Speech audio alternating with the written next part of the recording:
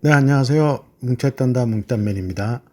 이번 승무패 61회차는 챔피언스 리그 조별 예선 14경기입니다. 지난 회차도 5명의 1등 당첨자가 나오며 중박 회차가 되었는데요. 독식은 아니지만 적잖은 갬블러분들에게 분산되며 괜찮은 흐름이라는 생각이 듭니다. 이번 회차도 독식이나 2월보다는 이전과 같은 회차가 될 확률이 높아 보이는데요. 그 서너 개의 이변을 잘 찾으시기 바라고요. 팁을 하나 드리자면 큰 이변은 강팀의 홈 경기보다 원정 경기에서 많이 나온다는 걸 참고하시기 바랍니다. 구독과 좋아요, 알림 설정 부탁드리고 분석 시작합니다.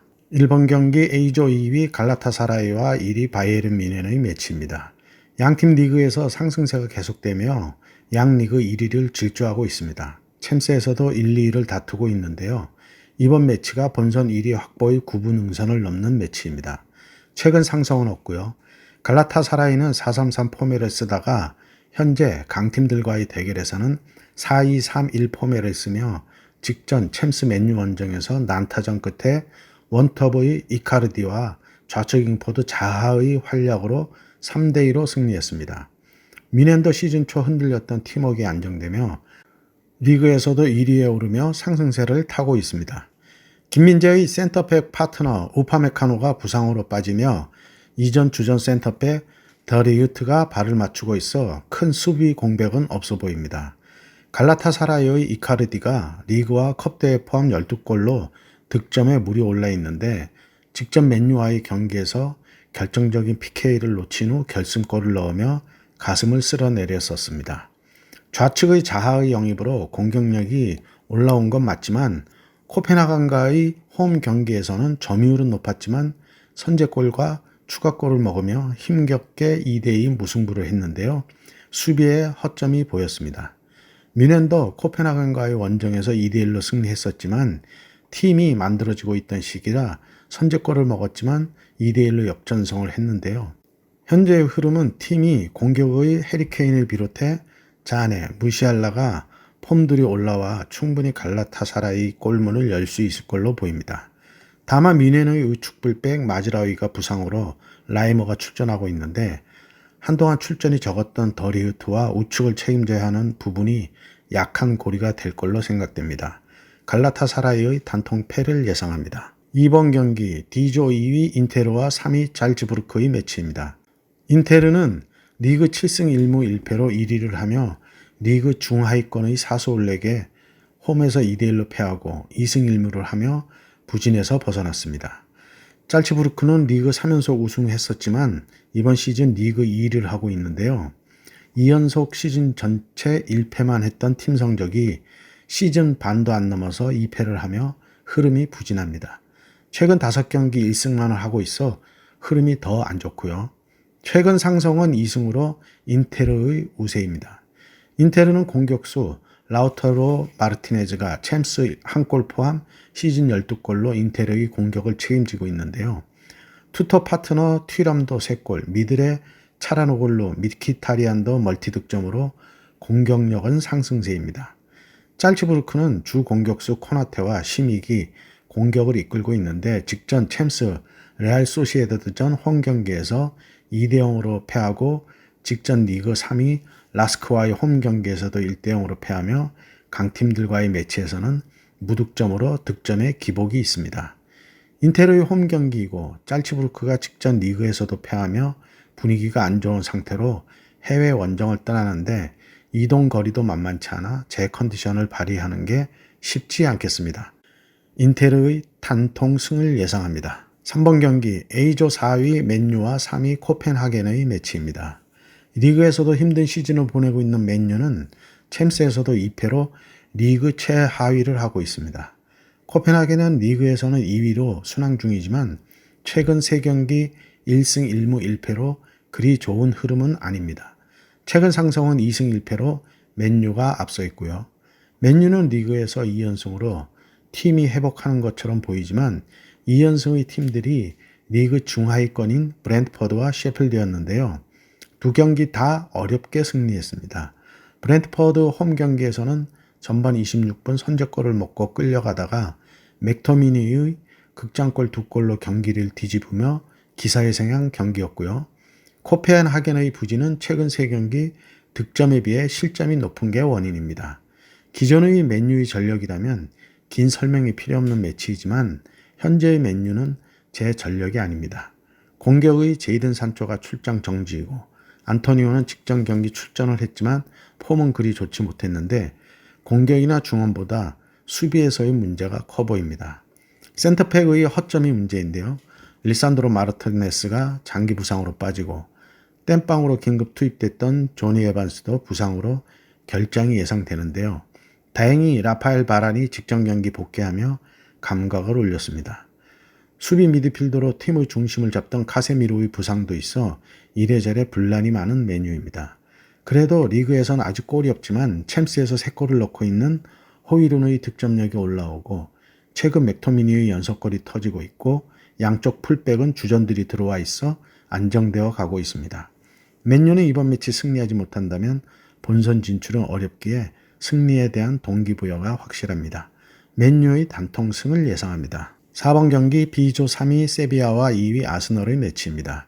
시즌 초 부진하던 세비야는 승리는 못하지만 패하지도 않으며 흐름이 올라오고 있습니다.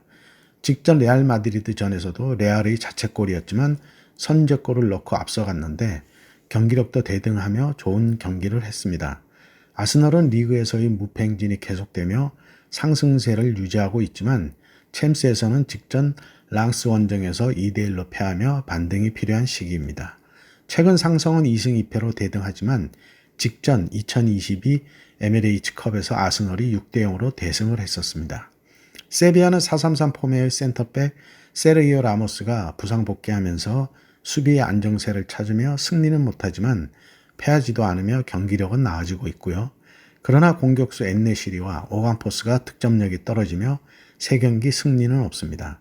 주전의 부상이 없는 아스널의 전방 압박은 최고입니다.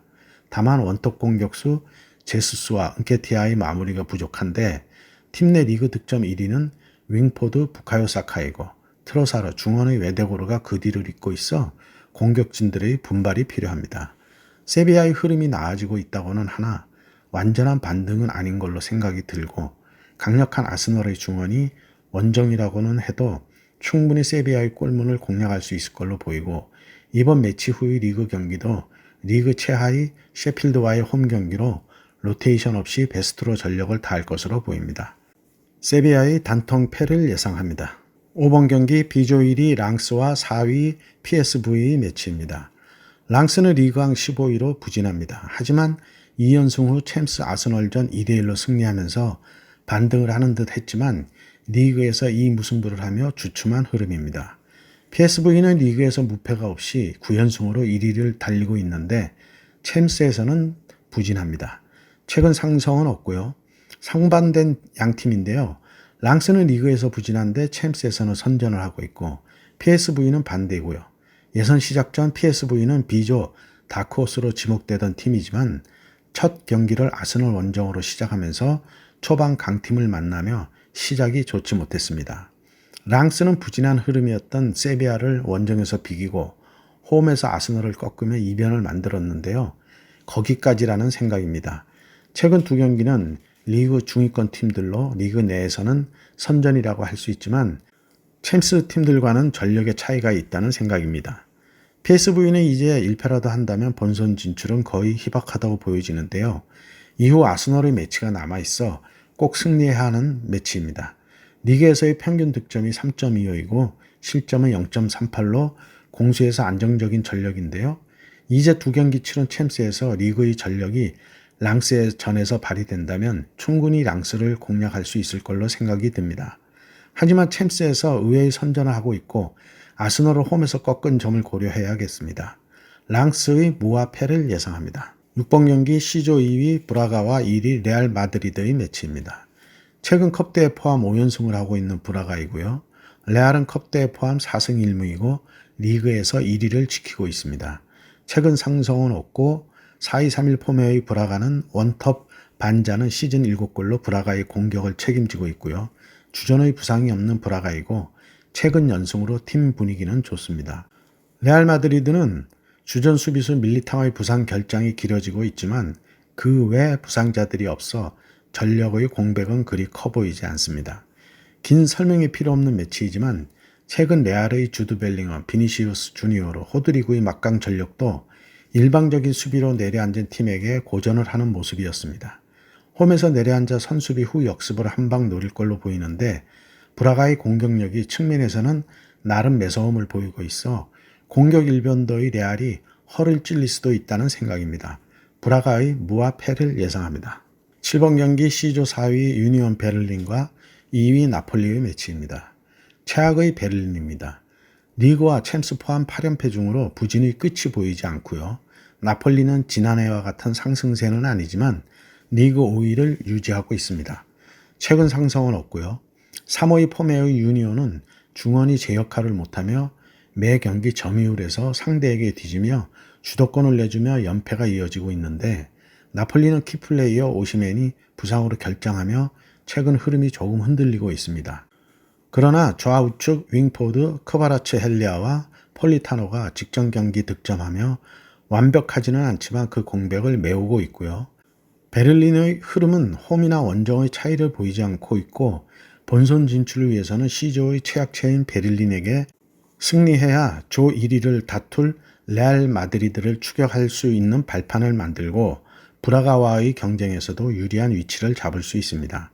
유니온 베를린의 단통 패를 예상합니다. 8번 경기 D조 4위 벤피카와 1위 레알 소시에다드의 매치입니다. 리그에서 7연승의 벤피카는 이번 시즌 이적한 앙헬 디마리아의 활약이 눈에 띄며 리그 4위를 하고 있습니다. 소시에다드는 3연승 후 에이티 마드리드 원정에서 패하며 잠시 주춤했지만 직접 마요르카와의 홈 경기에서 1대0으로 승리하며 흐름을 바꾸고 있습니다. 최근 상승은 없고요. 벤피카는 키플레이어 디마리아가 부상 결장이 예상되고 챔스에서는 2연패로 흐름이 좋지 않습니다. 소시에다드는 팀 내 득점 1위를 하고 있는 쿠보와 오야르자발 중심으로 매서운 공격력을 보이고 있고요. 소시에다드의 압박 축구는 패한 AT 마드리드 전에서도 점유율에서는 앞섰으나 PK로 결승골을 내주며 아쉬운 패배를 했는데요.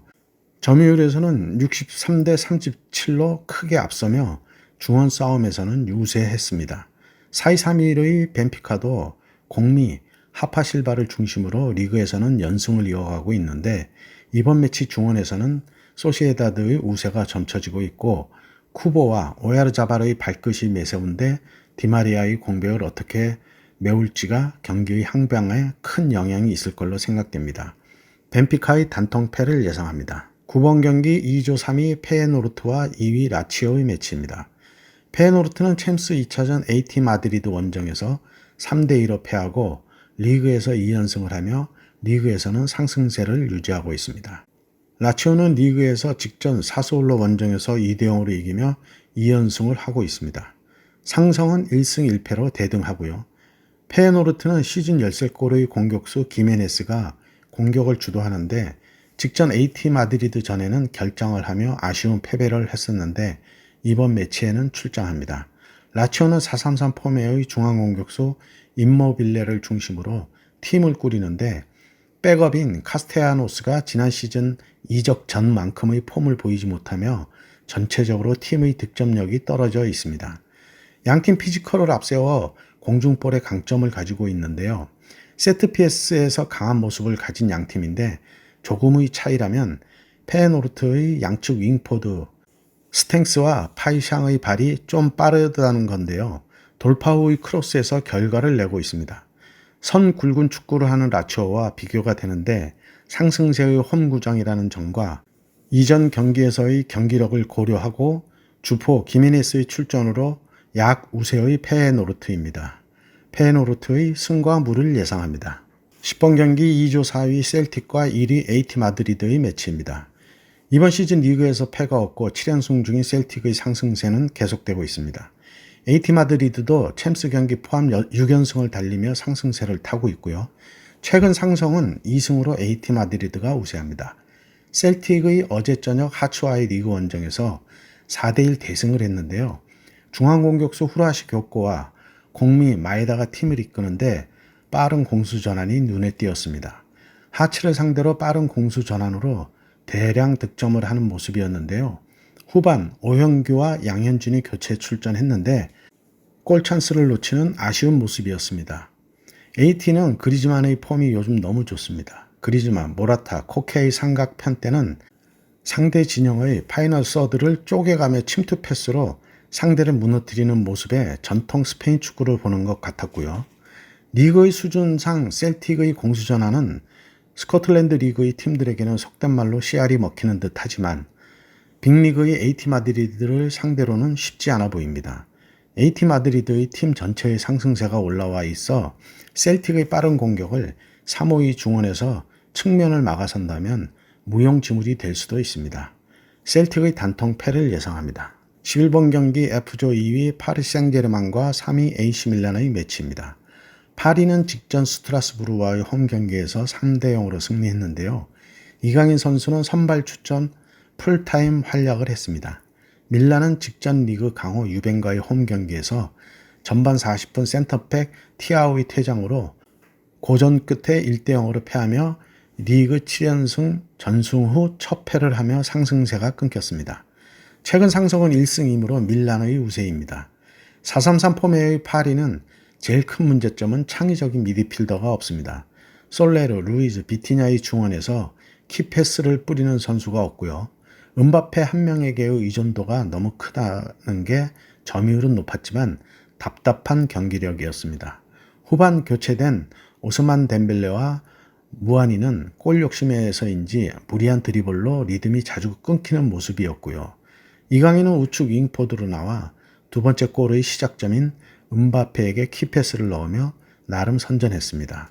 밀란은 퇴장과 동시에 주도권을 내주며 후반 63분에 선제 결승골을 먹고부터 밀어붙였지만 수적 열세를 극복하지 못하며 패했습니다. 직전 기세는 파리가 좋지만 중원의 답답한 경기력을 음바페를 프리롤로 쓰면서 좌우를 가리지 않고 침투를 하고 있는데요. 상대가 음바페를 집중 마크한다면 답을 찾기 어려워 보이는데 이전 경기 예를 들면 챔스 뉴캐슬전에서 4대1 패배로 확인되었다는 생각입니다. 밀란에는 음바페 못지않게 빠른 하파엘 레앙이 있고 원톱 지루의 폼도 괜찮아 중원에서의 주도권 싸움에서 승부가 날 걸로 생각됩니다. 파리의 엘리케 감독이 중원의 숙제를 어떻게 풀지가 주목되는데요. 밀란의 파울리 감독의 대응도 관심거리입니다. 팽팽한 경기가 될 걸로 보이고 다른 폴도수를 줄이고 이번 매치 지우개를 쓰겠습니다.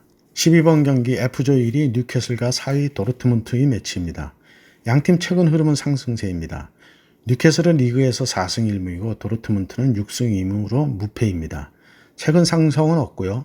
뉴캐슬은 직전 크리스탈과의 홈 경기에서 4대 0으로 완승을 했는데요. 그동안 폼이 떨어진 이사크를 대신해서 우측 윙포드에 제이콥 머피를 선발 출전시켰는데 전반 4분 만에 행운의 첫 골을 성공시키면서 대승을 하는 발판을 만들었고 부상당한 하비 반스 대신 칼럼 윌슨이 제 역할을 하며 팀이 정상 궤도에 올라왔습니다. 도르트문트는 직전 브레멘과의 홈 경기에서 우측 윙포드 율리안 브란트의 칩샷으로 승리하며 연승을 이어갔는데요. 4-5-1 포메에 중원의 5명과 포백이 섰지만 브레멘의 수비 뒷공간 패스에 위기를 맞는 모습이었습니다.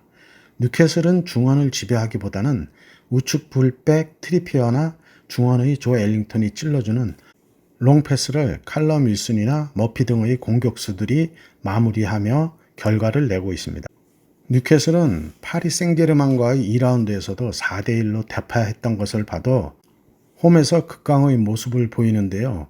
도르트문트가 원정에서 뉴캐슬의 포화를 막아내기란 쉽지 않아 보입니다.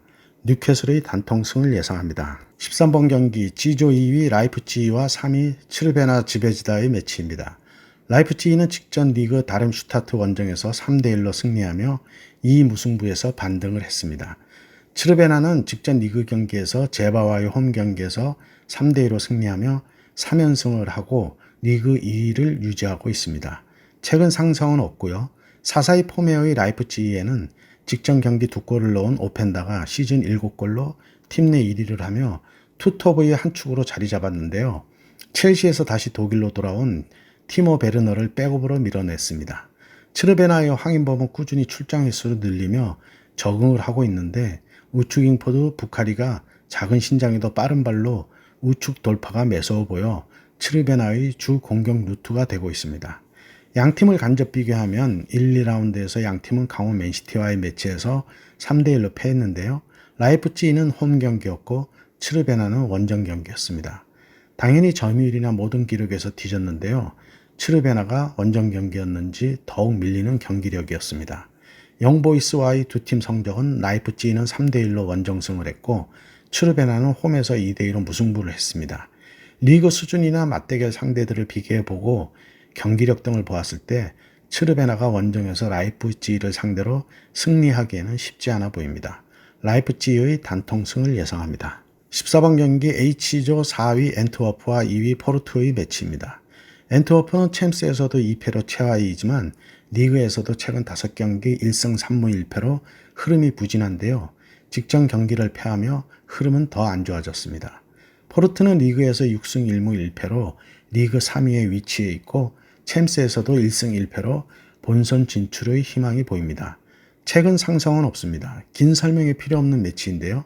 리그에서도 흐름이 부진한 엔트워프이고 홈 경기에서도 샤흐타르에게 선제골을 넣고 3대1로 역전패를 당하며 분위기는 더욱 흐려졌습니다.